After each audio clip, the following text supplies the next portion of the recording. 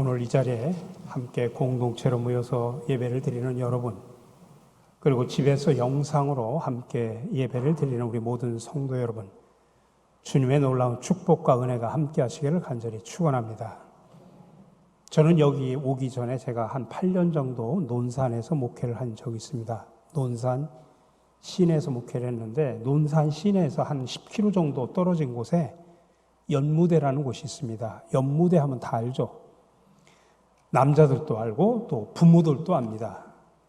거기에 우리가 훈련병들을 가르치는 논산 훈련소가 거기 있습니다. 거기에는 엄청나게 많은 면회객들이 전국에서 와서 늘 붐비는 곳인데, 그럼에도 불구하고 그곳은 아주 깨끗합니다. 왜 깨끗한 줄 아십니까? 그 이유는 다음과 같은 편말 때문입니다. 쓰레기를 버리지 마시오. 귀하의 자녀들이 청소해야만 합니다. 훈련병을 면회하러 온 방문객들에게 안내병이 구두로도 이 내용을 전해줍니다. 그러면 방문객 중에는 자기 사랑하는 자식이 고생할까봐 일부러 쓰레기를 다 줍는 사람들도 있답니다. 그렇습니다. 우리 자식만큼 귀한 존재가 어디 있습니까? 사랑스러운 존재, 중요한 존재가 어디 있을까요? 근데 자녀를 중요하게 여기고 사랑하는 것도 우선순위가 있습니다. 어떤 부모는 그 아이를 주신 하나님을 중요하게 여기는 사람이 있는가 하면, 어떤 부모는 하나님이 주신 그 자녀를 더 중요하게 여기는 사람도 있습니다. 부모가 하나님 앞에서 어떤 우선순위를 가지느냐에 따라서 자녀의 삶이 달라집니다. 오늘은 특별히 본문에 등장하는 부모들과 그 아이들을 통해서 이런 사실을 함께 나누며 은혜를 받고자 합니다. 첫 번째는 죄를 쌓으며 자라는 엘리의 두 아들의 모습을 봅니다. 사사기 시대 말 제사장이었던 엘리에게는 두 아들이 있었습니다. 이름이 홈니와 비느하스입니다. 아버지 엘리에 이어서 그들도 실로에서 제사장으로 섬기고 있었습니다. 그런데 놀랍게도 엘리의 아들들은 행실이 나쁘고 여호와를 알지 못했다. 오늘 12절에서 말합니다. 엘리의 아들들은 행실이 나빠 여호와를 알지 못하더라. 이 구절을 통해서 홈니와 비느하스가 그들이 소명을 가지고 제사장 직분을 받은 것이 아니라는 사실을 확인하게 됩니다. 그저 혈통과 그 아비의 안내에 따라서 종교적 직업으로 그 자리에 오른 것입니다. 엘리는 이렇게 두 아들 홈니와 비느하스를 당시에 제사장이라고 하는 종교적, 사회적으로 최고의 자리에 올려두었습니다. 그러나 정작 엘리는 두 아들들에게 그들이 섬길 하나님에 대해서 알려주지 않았습니다. 그래서 자식들이 말씀에 따라 무엇을 해야 되는지 구체적으로 가르쳐주질 않았습니다. 그 결과 자식들은 자신들이 섬기는 하나님을 알지 못했고, 그들이 계속되는 나쁜 행실은 백성들을 깜짝깜짝 놀라게 만들었습니다. 또한 엘리의 두 아들은 심지어 제사 드릴 때 제물이 있었는데 그 제물도 탈취합니다. 오늘 13절, 14절의 말씀 제가 세 번역으로 다시 읽어드립니다. 누군가가 제사를 드리고 그 고기를 삶고 있으면 그 제사장의 종이 살이 3개 달린 갈고리를 들고 와서 냄비나 솥이나 큰 솥이나 가마솥에 갈고리를 찔러 넣어서 그 갈고리에 걸려 나오는 것은 무엇이든지 제사장의 몫으로 가져갔다. 뿐만 아니라 제물에 기름을 태워서 하나님께 드리기도 전에 그것들을 뺏어감으로 인해서 하나님의 목까지도 탈취합니다. 15절 16절입니다. 사람들이 아직 기름을 떼내어 태우지도 않았는데 제사장의 종이 와서 제물을 바치는 사람에게 제사장님께 구워드릴 살코기를 내놓으셔. 그분이 원하는 것은 삶은 고기가 아니라 날고기요 하고 말하고나 했다. 제물을 바치는 사람이 그 종에게 먼저 기름을 태우도록 되어 있으니 그렇게 하고 난 다음에 원하는 것을 가져가시오 하고 말하면 그는 아니요, 당장 내놓으시오. 그렇지 않으면 강제라도 가져가겠소 하고 대답하였다. 정말 이들의 죄는 너무나 큰 것입니다. 그들이 하나님께서 제정하신 제사를 멸시했기 때문입니다. 그래서 17절에서 말합니다. 엘리의 아들들은 주님께서 보시는 앞에서 이렇게 심하게 큰 죄를 저질렀다. 그들은 주님께 바치는 제물을 이처럼 함부로 대하였다. 제사장이었던 홈리와 비느하스가 그 자식들이 왜 이런 지경에 이르게 되었을까요? 놀랍게도 하나님은 그 원인을 부모인 엘리가 하나님보다 자식들을 더 중요하게 여겼기 때문이라고 이야기합니다. 오늘 읽지 않은 29절 말씀에 네 아들들을 나보다 더 중히 여겨 내 백성 이스라엘이 드리는 가장 좋은 것으로 너희들을 살찌게 하느냐. 하나님의 책망보다는 엘리는 하나님보다 두 아들을 더 중요하게 여긴 겁니다. 그래서 그런지 그들이 제사의 제물을 탈취했는데도 아무런 조치를 취하지 않았습니다. 그뿐만 아닙니다. 나중에 성경 그 뒤로 읽어보면 회막문에서 일하는 여인들과 성적 범죄를 저질렀을 때도 엘리는 그저 말로만 책망할 뿐 그들을 엄히 처벌하거나 제사장직을 중단시키지를 않았습니다.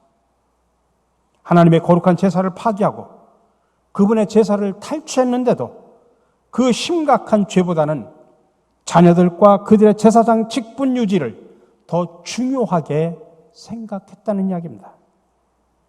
이런 부모 엘리 밑에서 자란 두 아들은 계속 죄를 쌓으며 자랐고 결국 이스라엘 역사에서 비참하게 사라지고 맙니다.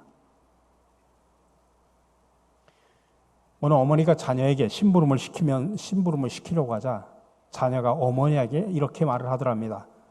남이공. 남이공이라는 뜻이 무슨 뜻인지 아십니까?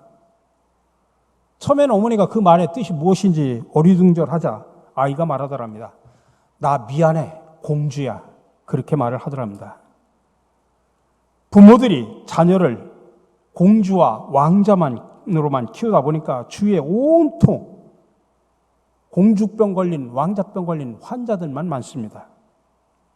여러분, 우리 자녀들이 왜 공주병, 왕자병 환자들이 그렇게 많이 생긴 줄 아십니까? 하나, 둘밖에 낳지 않는 자녀를 잘 키우려고 모든 요구를 들어주는 데서부터 생겨난 병입니다. 옛날에 대여섯씩 날 때하고는 달리 요즘에는 아이를 하나, 둘만 낳기 때문에 부모는 자식이 하자는 대로 그냥 끌려다닙니다. 그래서 심지어는 자식이 예배드리기 싫어한다고 자식에게 교회 가자는 말조차도 꺼내질 않습니다. 그러나 여러분 기억하십시오. 우리는 자녀를 사랑해야 됩니다. 그리고 최선을 다해서 하나님의 쓰임받는 인물로 잘 양육해야 됩니다. 그러나 그럼에도 불구하고 자녀를 하나님보다 더 사랑해서는 안 됩니다. 하나님보다 자식을 더 사랑하면 그것은 자식이 나의 우상이 되어버리는 것입니다. 자녀는 결코 우상이 아닙니다. 자녀는 하나님의 선물이고 하나님의 기업입니다. 잘나나 못나나 다 하나님의 것이고 또 부모에게 하나님께서 주신 상급입니다. 따라서 자녀에게 과도하게 집착한 나머지 자녀를 우상으로 세우면 우리는 삼중으로 죄를 범하는 것입니다.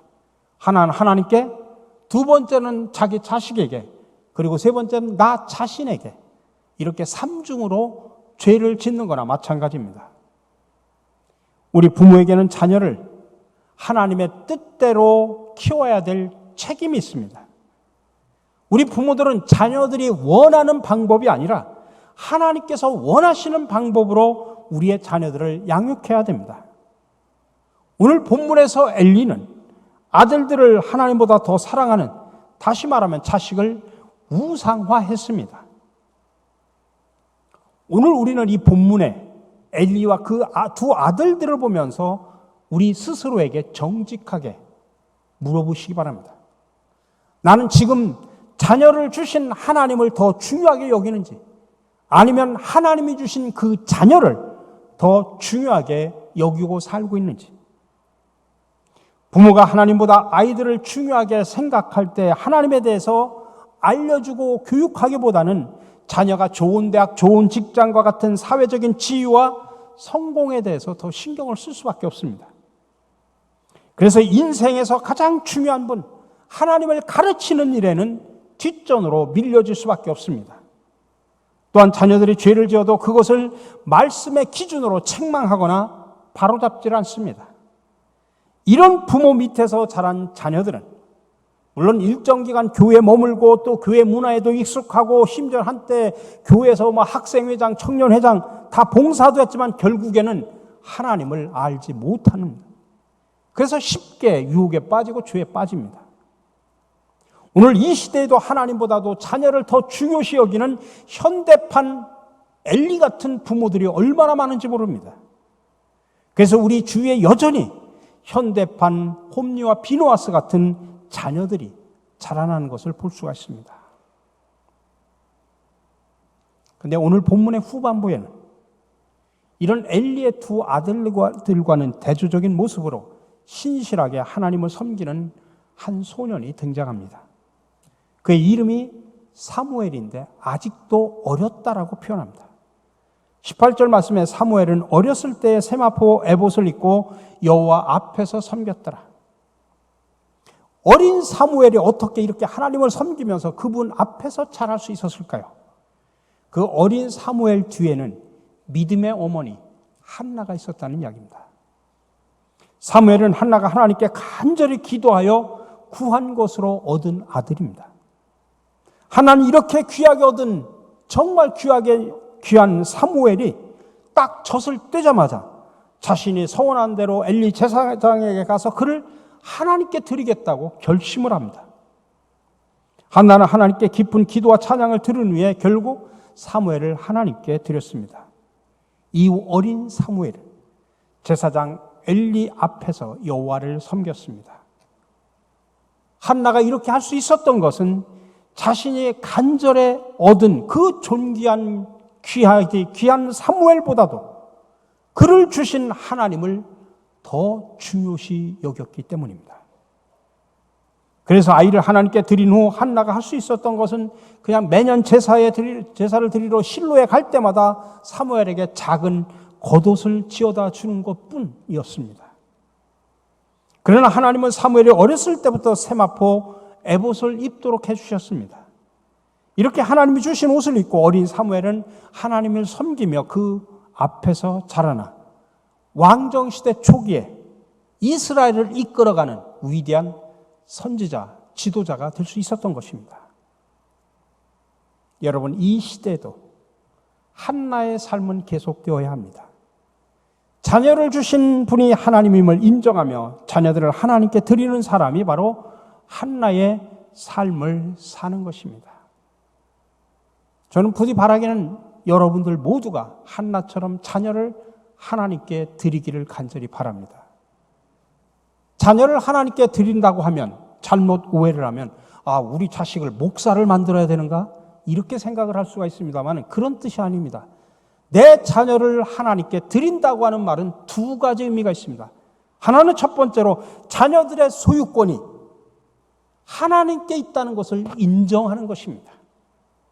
내 자녀가 존귀한 자녀지만은 그러나 그 자녀를 주신 하나님, 그 하나님을 더 존귀하게 여기면서 내 자식은 내 자식이기 전에 하나님의 자녀임을 인정하는 것, 이게 먼저 하나님께 내 자식을 드리는 겁니다.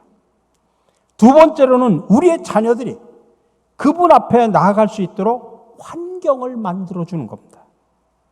우리 자녀가 하나님의 자녀이기 때문에 그들이 하나님을 일평생 동안 그들의 삶 속에서 하나님을 예배하고 섬길 수 있도록 가르치고 환경을 만들어주는 것입니다.